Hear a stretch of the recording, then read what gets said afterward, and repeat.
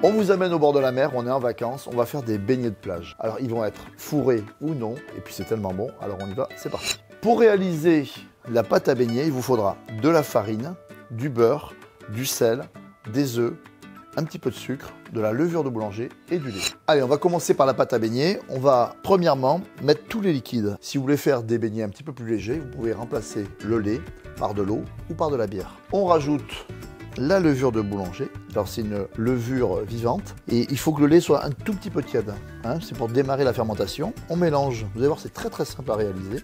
La levure est répartie dans le mélange lait et œufs. Et maintenant on va rajouter les éléments solides. J'utilise cette méthode solide sur liquide parce que je trouve que ça permet d'éviter les grumeaux. Je rajoute une pointe de sel, c'est très important parce que un bon beignet, il est légèrement salé. On va rajouter un petit peu de sucre. Et là, vous pouvez parfumer votre pâte à beignets comme vous voulez. Vous pouvez rajouter des zestes de citron, un tout petit peu d'eau de fleur d'oranger ou pourquoi pas de la vanille. Et là, on mélange comme ça.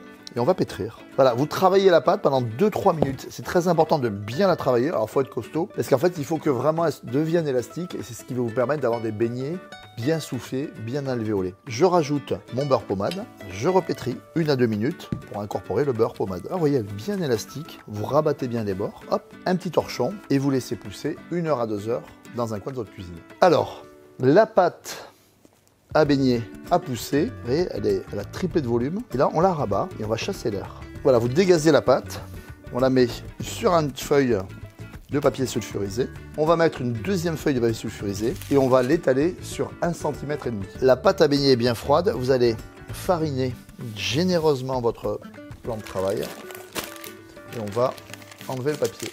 Ici, on va détailler des beignets, on va les mettre sur une plaque bien farinée.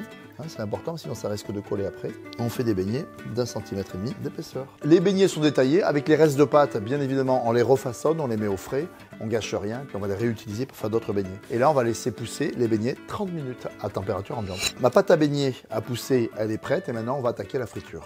J'ai préchauffé mon huile à 170 degrés. On va prendre délicatement les beignets, comme ça, et on va les plonger dans l'huile ici. Et regardez, ils remontent instantanément, ça veut dire que là, la température est parfaite. On va les arroser un petit peu comme ça.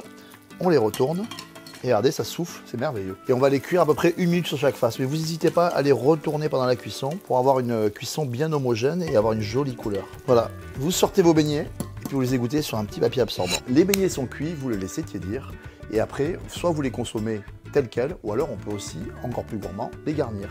Confiture, pâte à tartiner ou pourquoi pas compote de pommes. Alors pour les garnir, vous prenez une poche à douille avec un tout petit embout comme ça et puis vous allez percer le beignet sur le côté.